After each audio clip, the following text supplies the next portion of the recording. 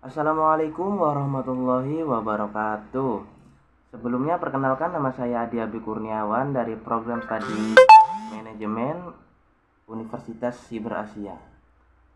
Pada video kali ini saya akan membahas materi mengenai peran sistem informasi manajemen atau SIM dalam fungsi-fungsi manajemen.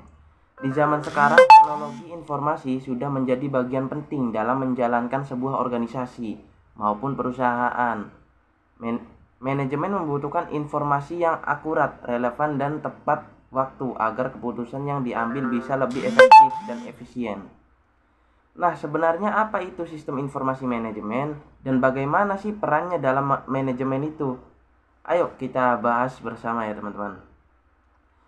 Yang pertama ada pengenalan SIM, sistem informasi manajemen. Sistem informasi manajemen atau SIM dapat dipahami sebagai sistem yang membantu menyediakan informasi terstruktur bagi bagi manajer untuk menjalankan berbagai fungsi manajemen. Menurut materi yang saya pelajari, SIM berperan sebagai enabler, yaitu pendukung bagi manajer dalam menjalankan aktivitas manajerial gitu. Tanpa dukungan sistem informasi, perusahaan bisa mengalami berbagai masalah seperti keterlambatan informasi, kesalahan dalam pengambilan keputusan, sambil ketidakefisiennya dalam kegiatan operasional, teman-teman.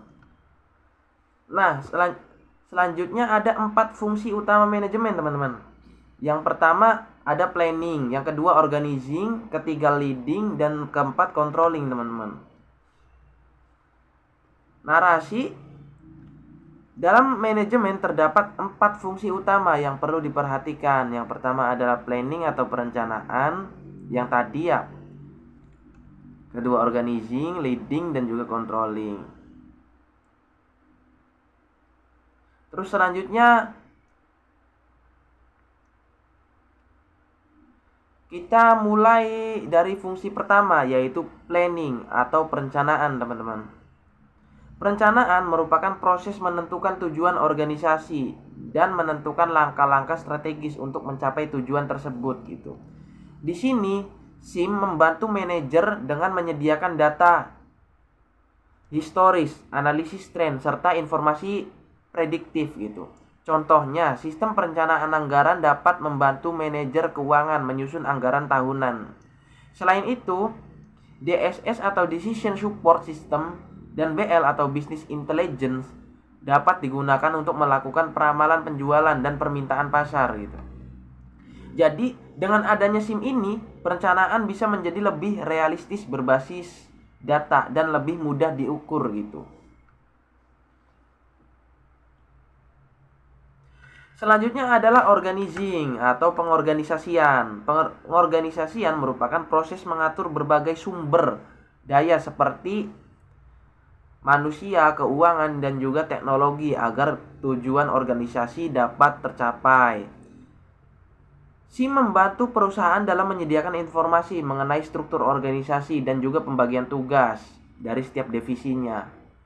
SIM juga dapat mengintegrasikan data antar unit kerja sehingga koordinasi menjadi lebih mudah gitu. Contohnya adalah HRIS atau Human Resource Information System yang dapat digunakan untuk mengelola struktur jabatan, penempatan pegawai, dan juga beban kerja gitu. Ada juga ERP yang dapat mengintegrasikan data keuangan, produksi, dan juga logistik dalam satu sistem gitu. Dengan begitu, organisasi dapat bekerja dengan lebih terkoordinasi dan efisien gitu, teman-teman. Nah, berikutnya ada fungsi ketiga, leading atau pengarahan, teman-teman. Pengarahan berkaitan dengan bagaimana seorang pemimpin itu memimpin, memotivasi, dan juga mengarahkan karyawan agar bekerja sesuai dengan tujuan organisasi atau tujuan sebuah perusahaan gitu, teman-teman. SIM dapat membantu fungsi ini melalui media komunikasi internal, informasi mengenai kinerja individu maupun tim, serta transparansi dan akuntabilitas kerja gitu. Misalnya, Pimpinan dapat menggunakan dashboard kinerja karyawan untuk melihat pencapaian setiap anggota tim gitu. Selain itu, sistem e-learning dan knowledge management juga dapat membantu meningkatkan kompetensi sumber daya manusia gitu. Jadi dengan SIM ini kepemimpinan bisa menjadi lebih objektif dan juga objektif berbasis data dan serta kinerjanya gitu. Nah, berikutnya yang terakhir itu ada controlling atau pengendalian gitu. Pengendalian merupakan proses untuk memastikan bahwa kegiatan organisasi ini berjalan sesuai dengan rencana dan standar yang telah ditetapkan gitu. SIM dapat membantu melakukan monitoring kinerja secara real time, membandingkan kinerja aktual dengan standar, dan memberikan laporan apabila terjadi penyimpangan gitu teman-teman. Sebagai contoh, sistem keuangan dapat memberikan laporan mengenai perbandingan antara realisasi anggaran dengan rencana anggaran gitu. Dalam sistem produksi, SIM juga dapat digunakan untuk memantau efisiensi produksi dan tingkat kekacauan produk gitu. Dengan demikian, masalah dapat diketahui lebih cepat dan perusahaan bisa segera melakukan tindakan perbaikan gitu. Nah,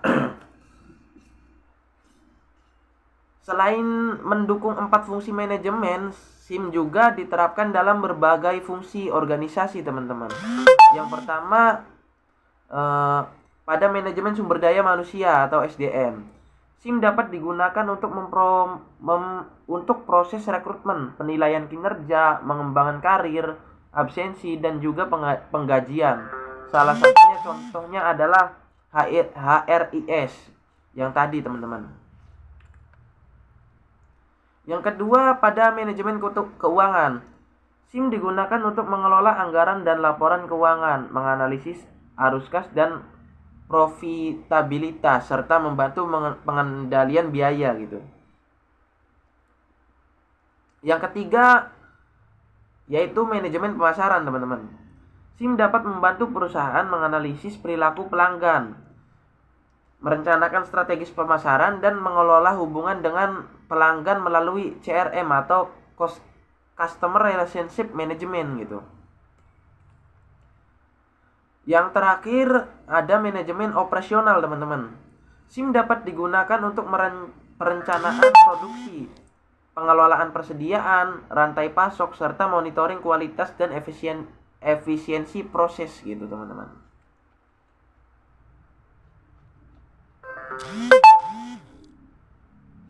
Sekarang kita masuk ke contoh penerapannya ya. Dalam materi terdapat studi kasus mengenai perusahaan jasa logistik nasional. Pada fungsi planning, SIM digunakan untuk merencanakan rute distribusi dan juga target layanan gitu. Pada fungsi organizing, ERP digunakan untuk mengatur pembagian armada dan sumber daya manusia, SDM gitu. Kemudian, pada fungsi leading, dashboard kinerja digunakan untuk memantau KPI dan membantu memotivasi karyawannya gitu. Sedangkan pada fungsi controlling, sistem monitoring secara real time, tepat waktu digunakan untuk memantau keterlambatan dan biaya operasional. Hasilnya, efisiensi operasional meningkat sebesar 25%. Kepuasan pelanggan meningkat secara signifikan dan keputusan manajerial dapat dilakukan dengan lebih cepat dan akurat gitu. Nah, untuk kesimpulannya, jadi dari pembahasan tadi dapat kita simpulkan ya teman-teman bahwa sistem informasi manajemen atau SIM memiliki peran yang sangat strategis dalam mendukung seluruh fungsi manajemen, mulai dari planning, organizing, leading sampai dengan controlling. Semuanya membutuhkan informasi yang akurat dan tepat waktu gitu, secara real time. SIM juga dapat membantu perusahaan dalam mengelola SDM, keuangan, pemasaran, dan juga operasional. Dengan adanya SIM, perusahaan dapat mengambil keputusan berdasarkan data, mengelola sumber daya secara lebih efektif, serta meningkatkan kinerja dan daya saing organisasi gitu. Jadi SIM bukan hanya sekedar teknologi, tetapi juga merupakan alat manajerial strategis bagi organisasi modern gitu. Baik, sekian vlog saya mengenai peran sistem informasi manajemen dalam fungsi-fungsi manajemen ini. Semoga pembahasan ini bisa menambah pemahaman kita mengenai pentingnya sistem informasi dalam kegiatan manajemen dan organisasi gitu. Terima kasih sudah menyaksikan video ini. Saya Adi Abi Kurniawan. Mohon maaf apabila masih terdapat kekurangan. Sampai jumpa di next video selanjutnya ya teman-teman. Wassalamualaikum warahmatullahi wabarakatuh.